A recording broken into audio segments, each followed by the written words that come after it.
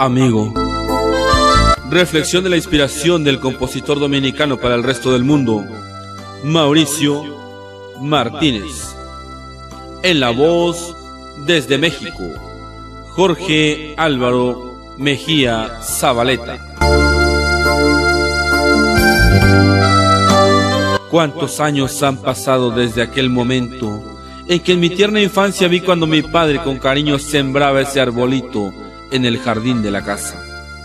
Mi madre sonreía al mismo tiempo que mi padre, emocionado, hacía aquel agujero y con sus manos buscaba acomodar suavemente la tierra para no lastimar las raíces de aquel nuevo ser que habitaría ese espacio y que lo llenaría de sombra y frutos en un futuro no muy lejano. Yo correteaba de un lado a otro imaginándome ya un columpio colocado entre sus ramas, y el tiempo fue pasando lentamente. Mi padre en su diario ir y venir del trabajo, mi madre ocupada en sus labores de casa, y yo, entre la escuela y el juego, veía cómo crecía poco a poco aquel nuevo amigo que ya era parte de la casa.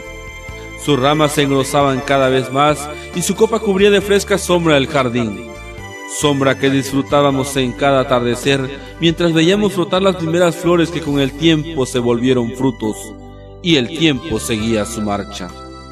Qué jugosas estaban las primeras frutas y qué bonito se mecía el columpio que papá había armado para mí. Mi madre emocionada me impulsaba por los vientos y yo me sentía un superhéroe volando en el espacio. Qué momentos aquellos. Tierna infancia que no se ensombrecía con nada. Incluso cuando resbalé aquel día y caí de una de sus ramas, aunque lloré me sentí grande porque subir ese tronco para mí era un gran logro. Mi padre amenazó con cortar ese árbol por haber tumbado a su mayor tesoro y yo me abracé a su cuerpo y le pedí que no lo hiciera.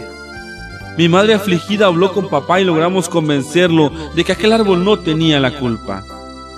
Pasaron solo unos días después del susto que casi me cuesta una fractura para que volviera a subir entre aquellas ramas que parecían los brazos musculosos de un atleta bien trabajado en el gimnasio. Mi madre asustada me pedía que bajara y yo, sonriendo, subía cada vez más. Quería conquistar la cima de aquel árbol y lo logré. Aunque mamá se veía pequeña desde arriba y yo me sentía el conquistador más grande que hubiera existido. Cuando mi padre llegó del trabajo, se alarmó demasiado al enterarse de mi gran hazaña. No había duda, papá me quería demasiado para imaginarme lastimado por una caída de esa altura. Sin embargo, no dijo nada. Sonrió y me miró mientras palmeaba mi espalda.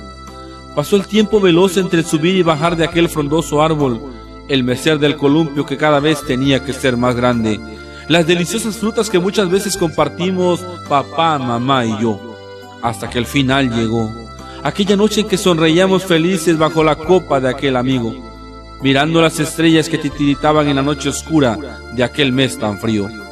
Mi padre tocó su pecho y se abrazó del tronco, mientras el color de su rostro se ponía cada vez más pálido, al tiempo que caía al suelo sin vida. Mi madre lloraba y yo me quedé mudo mientras algunos vecinos se arremolinaban intentando reanimar a papá, pero todo fue imposible. Aquella noche, mientras todos estaban rezando, me acurruqué a aquel tronco y sentí por un momento el calor de papá que intentaba consolarme y no pude contener el llanto. Lloré hasta que perdí la conciencia por el sueño que vino a vencerme. Y ni siquiera el frío de la madrugada me causó daño porque mi fiel amigo siempre estuvo a mi lado consolándome. Pasaron los días, los meses, y poco a poco fui olvidándome de aquel espacio. El pasto creció, el jardín se fue perdiendo y mi amigo fue perdiendo sus hojas lentamente sin que yo hiciera nada para poder evitarlo. Las plagas lo invadieron y la sequía fue acabando con sus raíces, mientras yo estaba lejos de aquellos recuerdos, intentando olvidar lo que me hacía daño.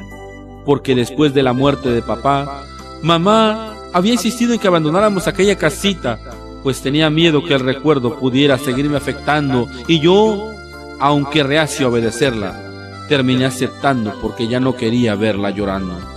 Todavía aquella mañana, mientras reposaba en mi cama inquieto, tuve la sensación de que algo me faltaba, y en el sueño se proyectaron todos aquellos momentos en que disfruté tanto estar ahí entre sus brazos, cuando el dulce néctar de sus frutos se empalagó mis labios, cuando me hizo sentirme grande por haberlo conquistado, cuando me consoló en aquel momento en que mi padre se había marchado y me levanté de un salto y corrí paso acelerado con la respiración alterada.